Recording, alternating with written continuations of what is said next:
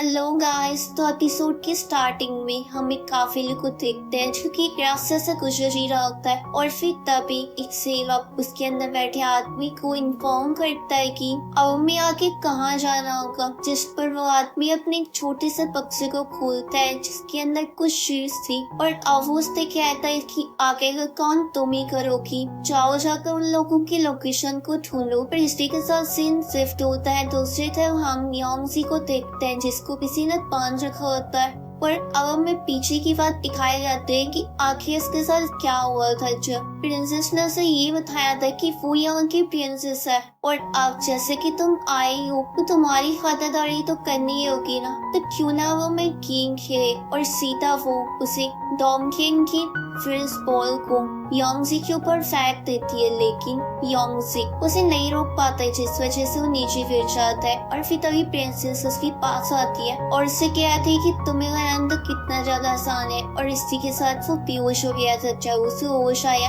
तो उसके सामने वही लोग थे, इसका मतलब उन्होंने उसे बांध के रखा है। यही दूसरे तब हम याओ को देखते हैं जिसके सामने वही लड़की आती है और उसका नाम लेली होता है और वो उससे कहती है कि हमें जल्दी से जल्दी उस फ्लावर को ढूंढना होगा, जिसके बाद प्रिंसेस उस फ्लावर को राजा को दे देगी पर फिर शायद वो राजकुमारी को एक्सेप्ट कर ले, उसकी बातों को स्वीकार कर ले। जिस पे याओ कहता है कि तुम्हें नहीं लगता कि इसमें जो भी शब्द लिखे हुए हैं वो तो हमें पढ़ना भी नहीं आता है, तो आखिर हम उस फ्लावर को कैसे ढूंढेंगे। जिस पर लेली कहती कि नहीं, अगर कुछ भी हो जाए हमें वो फ्लावर ढूंढना ही होगा, चाहे उसके लिए हमारी जान भी क्यों न चले जाए।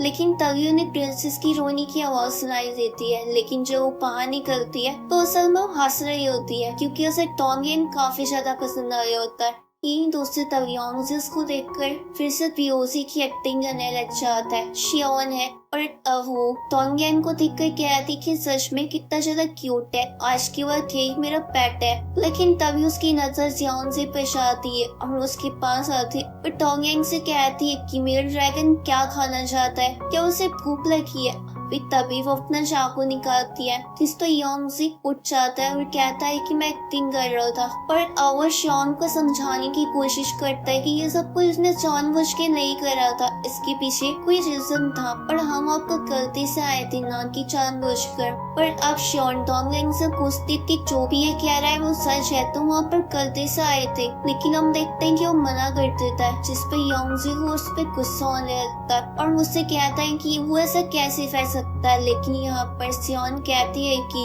अब तक टोंगेन ने भी मना कर चुका है, तो चलो तुम्हारे साथ एक और गेम खेलना जाए। पर इसी बीच मैं भी तो देखूं मेरा निशाना कितना ज्यादा अच्छा है। और अफोस से कहती है कि मैं कहाँ पर मारूं। यहाँ हम देखते हैं कि शॉन थोड़ा पीछे जाती है और उसके ऊपर नाइफ पैक देती है, लेकिन वो बचते बचते बच जाता है। और अब शॉन कहते ही लगता है मेरा निशाना नहीं लगा है, क्यों ना अब फिर से ट्राई करा जाए। और इस पर उसके पास 3 नाइफ होती है। योंगजी उसे ये करने से मना करता है, लेकिन तब तक वो अपना नाइफ फेंक देती है। और अब हम अगले सीन में देखता है कि योंगजी उसे कहता है कि वो तुम्हारी मदद कर सकता है अगर तुम मुझे जाने दो। तो वैसे भी तुम्हें एंजल लैंग्वेज पढ़नी नहीं आती है ना, तो मैं पढ़ सकता हूँ जो भी तुम्हारे मैप में लिखा है, क्योंकि मैंने उसके बारे में बचपन में पढ़ा भी है। और जिस पर प्रिंसेस उसकी रस्सी खोल देती है और उसे कुछ कपड़े देती है और कहती है कि आज से तुम मेरे नौकर हो और अपनी बातों से मुकरना भी मत। और फिर तभी दूसरी तरफ हम एक स्क्रेक्रॉ को देखते हैं जिसके अंदर से 2 छोटी छोटी सी चीज बाहर निकलती है और छोटे से क्रिएचर उनका आगे तक के पीछा करता है। दूसरी तरफ हम देखते हैं कि वो एक फ्लावर की खोज में निकले होते हैं। यहाँ पर मुझे तुम्हें जितना बताना था मैंने बता दिया,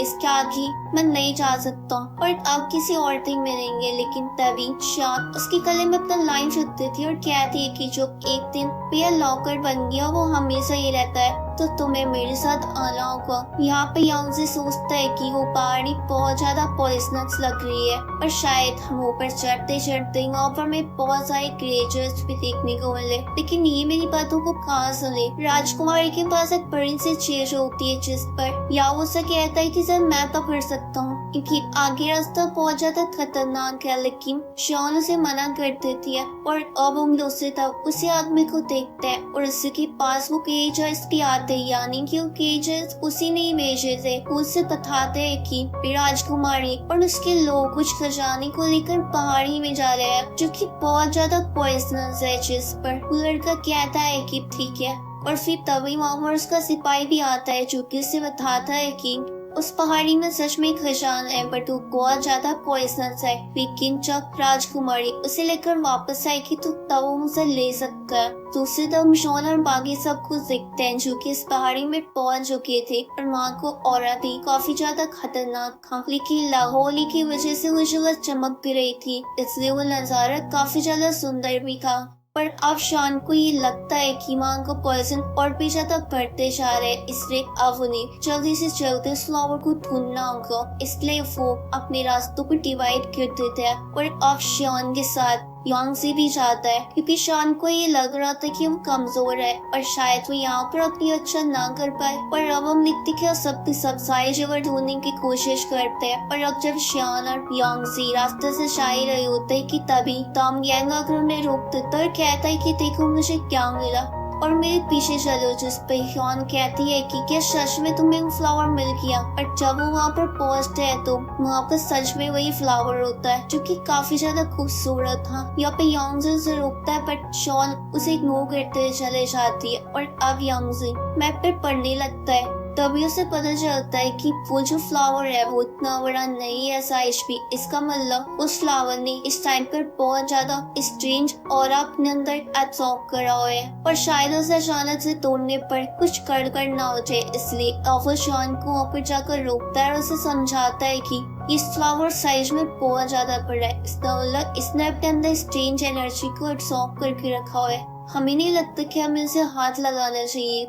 लेकिन तभी योंगजी के हाथों से वो टच हो जाता है पर वो उससे पकड़ देता है। लेकिन तभी वो देखते हैं कि एक बहुत बड़ा स्नेक वहाँ पर आ जाता है और इसी के साथ आज की एक्सप्लेनेशन खत्म होती है। अगला और चैनल में जल्दी आने वाला है, इसलिए चैनल को सब्सक्राइब करके वीडियो को लाइक करना मत भूलना।